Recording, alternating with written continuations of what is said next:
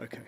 Thank you so much. And that was brilliant. Thank you so much, Vicky, for framing all that history of bronze. It kind of puts me in a good position now. Now, I want to briefly talk about Elizabeth Frink, her sculptural bronzes, the people that made the bronzes, and also the material bronze itself. But I'm going to talk about it in a slightly different way. So I'm talking about it from the point of view of an artist and a bronze founder, as opposed to someone looking upon it as a kind of neutral material. Let's use this. Oh, I've ruined it already. It's fine. Sorry. I won't play with that anymore. Excuse me. When I was looking into this and doing some research for this quick talk, one of the things, I went back to my own library of resource material, and one of the first books that I ever bought when I was learning about bronzes, when I was learning how to actually make a bronze, were these two books. They're by John Mills and Michael Gillespie. Michael Gillespie was a fantastic caster himself. And what struck me was, because I had completely forgotten about this, these were written, published in 65 and 67. So it kind of comes together with what Calvin was saying about the time when she's really known for her bronzes. I fell in love with this work with the bronze. And when I go back to the gallery just now, and I saw particularly the Assassins, you can still see flecks of plaster in there. You can still see the kind of the sharpness of the surface. And this brought something out in me that I really decided that's what I wanted to work with. And I think this is testament that this comes out. So many images of her work are in this book because her closeness to the material as well. So it's not just about her sculpture, but it's about her brilliance in using the material, her brilliance in knowing and kind of preempting what's going to go on in the process itself. And it kind of reflects something that Kip was saying earlier, which is brilliant, about the kind of anticipation of mark making, and also Kip's brilliant invention of coming up with ideas about how to pull out marks into a new process, into a new surface, into a new way of expression. So quickly wanted to talk about this one. This one was sold, this is a bird that sold 1952. The Tate bought it. They bought it as a plaster, this has already been mentioned, but a lot of her work before that was just done in plaster, and it's the surfaces are shellacked, but they're also coloured up to look like bronze. Now, if we go back from Chelsea School of Art to Guildford School of Art, people like Willie Soucoup, who had cast their own work, and it's never mentioned. If you look at a biography of Willie Soucoup, then nothing's mentioned about that. You say that they say that there are one or two pieces that he actually had made or that exist from bronze, but he actually cast them himself. He was central to that. And I think he was passing on some of his enthusiasm for that influence, which Vicky has already just touched upon, is the Colleoni horse. Now, she expressed it, it's a big, powerful, huge piece. It's an amazing thing of bronze. But look at it another way. Just look at the way the colour, the surface has changed. And this will just come up in a few more slides just after this. And just to give another shot of it, you see another young Vicky there to the side. But just look at the way that the water and the corrosion products have flowed over the surface and created these wonderful kind of streaks of energy, the streaks of colours, which I'm interested in, and she's obviously interested in. Again, back to the Riachi bronzes, they're obviously a motif of the day. This is a photograph of these wonderful guys bringing this piece up. If this piece was in stone, would it work the same way? Is there something about the material that has energized them and changed them in a way? And it's peculiar. They stand in an odd particular stance because they're ready to move, they're ready to go, but they're also missing their shields and they're missing that flame-like piece of bronze sword that's there. But they're full of that potency. And there is something, I think, about the way the metal works and is energized, which is different from other media. And then her version, which she's treated it slightly differently, quite a lot differently. The surface is more energized as well. But there is a power behind it. Now, when she does eventually move on in her career, and she has a little bit more money and can start to afford to get stuff cast at bigger foundries, and there's a necessity to move on because there's a lot of pieces being produced through the 50s, 60s, 70s. It's third generation from two fellows, parents, sons again, and they were just fantastic to talk to. And then there are others, there's a small group of others, but one of the key ones was Meridian Foundry, and they produced this particular piece. This is Warhorse. It's not a very good photo, and it's not because this has just come from the foundry itself. This is a thing that was stuck on the wall as things were being cast.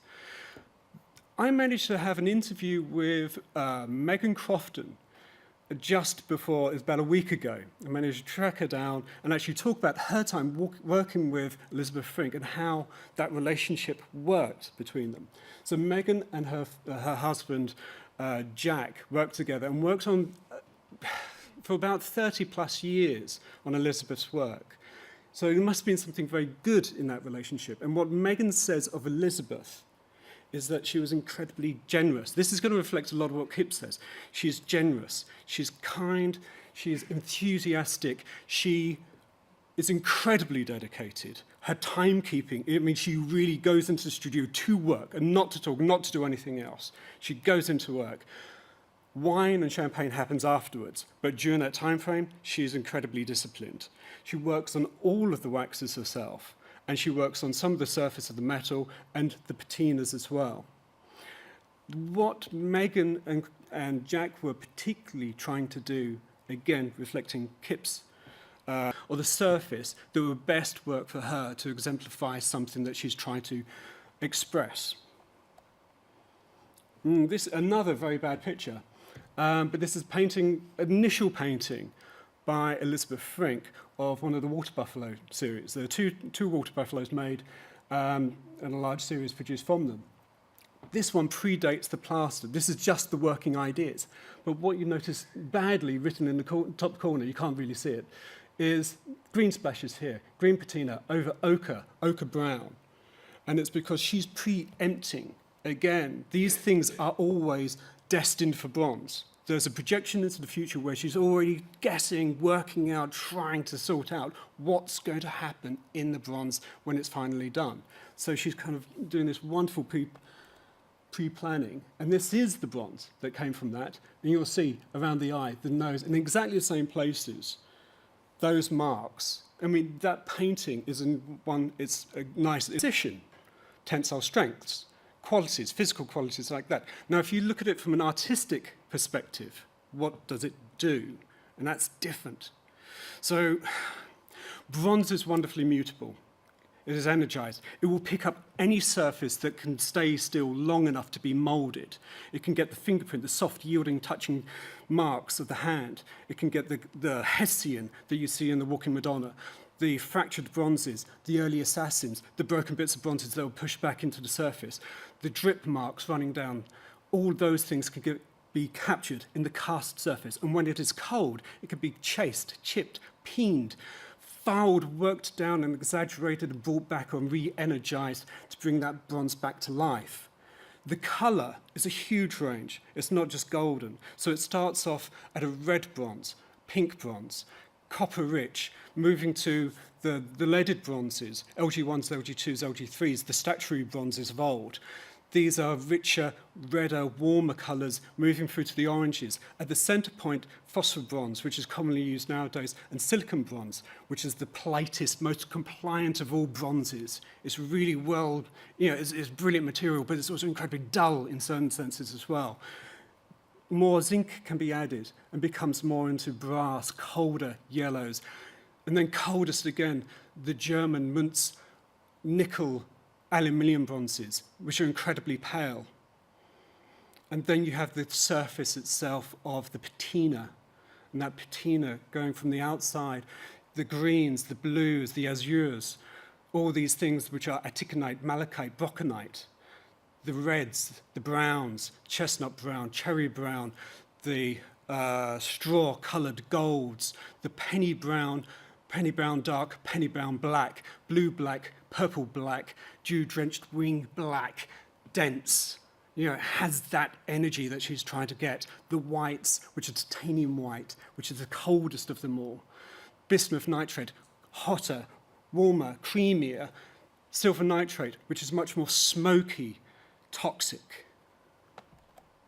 So that's the vocabulary. That's a very small snapshot of the vocabulary of the material, which if the artist can use it in their work, becomes the syntax and grammar of what they're trying to do sculpturally. Now, this is a sidestep. I want to show you a kind of quick didactic through the casting process. And I had to substitute one of my pieces, but it's a close enough approximation of the surface and form that I'd want to talk about with Elizabeth Frink's work. So, surface here you can see is craggy, similar to hers. The way that it's built up, just the same way that Vicky's just mentioned, plaster dribbled down the surface, worked up by the hand, rough, craggy, filed down, made more precise, and generally created into a different kind of machined surface. Once the artist has got to that point and has put their fingerprint, their signature into it in terms of the actual physical surface, it needs to be molded. And to do that, you apply rubbers of different sorts. Okay, so this is a silicone rubber, which would have been used with Elizabeth Frink's work. The art of the mold maker now is to capture everything of the surface, but also the geometry, the form. Nothing can sag. The difference between a good bronze and a bad bronze may be just the tiniest movement in the surface. It is so slight. It is so slight. So this person has to capture everything that's there. This is the open mold. And you can see the texture in reverse and how proud and rough it is in a way. Into that surface. This is particular for lost wax, so it's nothing to do with sand. There's lost wax, which is predominantly the bulk of Elizabeth Frink's work. Quite a lot of sand, but mostly lost wax. Wax is painted in. It's an industrial wax in this case, so it's slightly different to some of the stuff that I would use. And it's built up in layers. And think of something like a chocolate egg. That's how thick it needs to be. It's about 4, 5, 6 mil thick, built up in layers, slushed into the surface, painted on until it's perfectly even. No point, when you hold it up to the light, can allow light through it. Otherwise, it would fail in the casting. This is the section that's been taken out. And with luck and hope, all of that detail has been translated into this particular surface. So this should mimic exactly, apart from being fractionally smaller because the wax shrinks slightly. And as happened with, I heard this from Megan herself, is that when the waxes were made, they were often coloured in bronze or gold powder in order to look just like the bronze surface itself. What I haven't got a good photo of in the moment, unfortunately, is the sprue system. So to get the metal into that wax, you need a series of runners and risers, runners and vents. The runners allow, and the cup allow the metal to flow down into the object, flow through the whole of the wax, and rise up out of the vents, taking with the gas, all the gases with it. The white material is ceramic shell. It could have also been plaster back in the early days of Michael Gillespie. And that basically, this is just the investment mold being made. So it's a heat-proof material that could sustain the temperature and the pressure of bronze as the metal goes in and hold that form, but also carry that texture with it. Once the mold is made all the way around with ceramic shell, it's only ever about 1 centimetre or less thick. It's de-waxed. This means it's subjected to high temperature, usually 1,000 degrees or more. And the wax at that point vaporizes and runs out very quickly. It's quite a brutal but quite fun section of the casting process. So the mold there, you can still see the rough shape of the head is lowered into a sand pit, priming it for casting. The bronze, specifically chosen for this particular piece, whether it's going to need tensile strength or the color of the patina is going to be important. The metal's heated up and all the dross is scraped back, but you can see the beautiful plume of lead and zinc coming off the surface. It's wonderfully toxic. You know, it's a very hazardous process.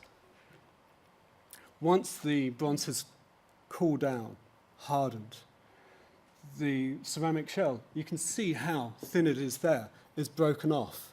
But carefully, there's a tiny little fracture in one of these sprues, not because of something going wrong necessarily with the casting, but the tension that the actual crystal structure is under itself needs to be released. And thankfully, it's released in the sprues and not the form itself. All of the material needs to be chipped away. It does not wash away particularly easily. And that hammer and chisel must not, although it's used with force, mark the surface.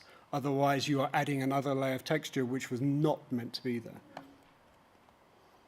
And that's the as-cast surface as it's first seen. This is how it is once it's been worked up and finished. Literally just wire brushes, cleaning the surface. But that energy of the original has to be there. That vitality rectify the surface to make sure that it's exactly right, that all the energy and the positioning, the geometry is there, and then just to put her final energy into it and create more texture if needed. This is another time when the metal has just been cast and it's all being welded together, as we'll see here. That's when the artist has to come back and actually know whether it's right, whether it's got the right potency. And again, the sculpture's coming together. The art of the chaser is to remove everything that's existed that's not the original person's, the original artist's hand. There are many different hands. There may be 8, 10, 20 different hands, particularly on a large piece, that go into the creation and say, one of Elizabeth's last pieces, The Risen Christ. It's a huge object, and many people would have to work on it. They all have to work in unison, and they all have to have some sort of ability to communicate with her in order to make sure that everything is going right. Because if it didn't, one of the things that Megan did say was she could be incredibly tough and lacerating when it went wrong. She was kind otherwise. And then the final stage. Elizabeth, particularly in the later stages of her career, did a lot of the patina work herself. And that's the last part of the signature process, to put her stamp on it, but her energy, her brush mark. And I'll show you some images, really nice images at the end, which relate back to her. So that's the process that it has to go through. They are the many hands that are needed to make these things come to life. So it's a kind of wonder that, you know, how these things are made without blurring the process, blurring the work, blurring the bronze. So I just want to finish up on a series of images which are all of Elizabeth's. This is the Assassins. It's actually in the show right now. Look at it again with a really close detail because it's so sharp, it's crystal clear. This is a brilliant piece by Michael Gillespie. His work in translating this into bronze has been absolutely fantastic. The figures, the top part, solid. How they didn't shrink, I have no idea, because there should be suction holes and cavities where the metal's sucked in during the contraction process, casting process and cooling down. The legs, why they have not sheared through, because they are so thin. But this is one of the virtues of bronze, is that you can get this great discrepancy, and if you control the way the metal goes in, holds itself and then cools down, you can alleviate some of those stresses that would otherwise tear this piece apart. The other thing that you see with this is the thinness of the legs represents the thinness of the armature that's inside. She didn't seem to use that many back bars, back braces to create additional support. Everything but polychromatic, then would you see the surface as well? There's a very specific reason why a lot of the early bronzes through to the mid are in these kind of very traditional colours, is that you do see the texture brilliantly. The difference between the high tone and the low tone, the top surface and the lower surface, is just the tone between that cherry brown, that chestnut brown, and a darker colour in the recesses there. So the goggle heads, again, you're seeing mainly the reflected light off of the surface because of the bronze patina that's being used. But then look at the goggles. I think they need to be, well, I can't say they need to be repolished. Originally, they were polished. They were brighter. You only ever saw yourself reflected in it. You'd never see the eyes of the person that's there. And that's a brilliant use of the reflective material quality of bronze. And then finally, again, going back to her particular skill and desire to be engaged with the final processes of the patina because it has an expressive quality. It's going back to painting again. This links her to those figures in the background. It's an expressionist mark. You almost want to think of people like George Baselitz. You know, it has that sort of vibe to it.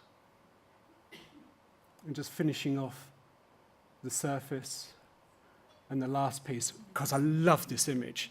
This is done by Anne Perkins. It was wonderful. She captured a great moment with this. These two are the same. Sorry, but they capture so much of the same thing. It's brilliant. So there, thank you. That was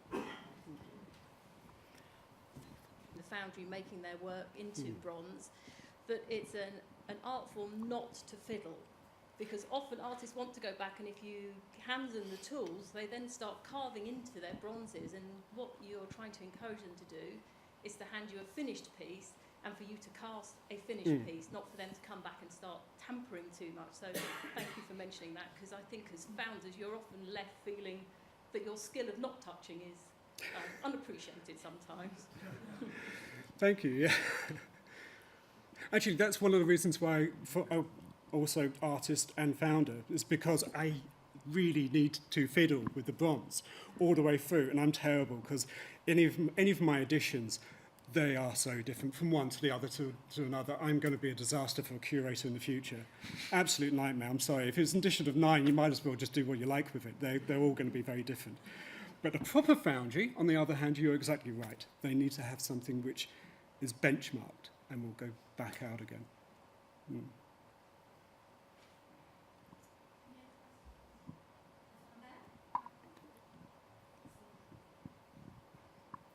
Looking at the methodology she used, it reminds me very much of Hepworth. Was she an influence at all? I don't know enough about that. I think there'll be others here that will be able to answer that question better. I'm not sure. I just wonder whether she came out of a different tradition that... You look at the people around her, Kenneth Armitage, Lynn Chadwick, Bernard Meadows, not Bernard Matthews, Bernard Meadows, Reg Butler. They are much closer to her. I know physically, obviously, closer to her because they're all around Chelsea. They show with her in the Biennale. I don't know what she would have done with Hepworth. It's an interesting one. I was thinking more that they used a very similar method, didn't they, for building? Yes, yeah. Personally, I think Elizabeth, is much more expressive, is much more visceral, much more immediate. And that's one of the reasons why she chose plasters, because she could work quick. It's why I like working with plaster, because I can work quick. I can think of my feet and I can actually move very fast around something. But Hepworth works in the same way. Well, no, she uses plaster, but it's so much more controlled. And you think about the other pieces that she has, the wooden sculptures.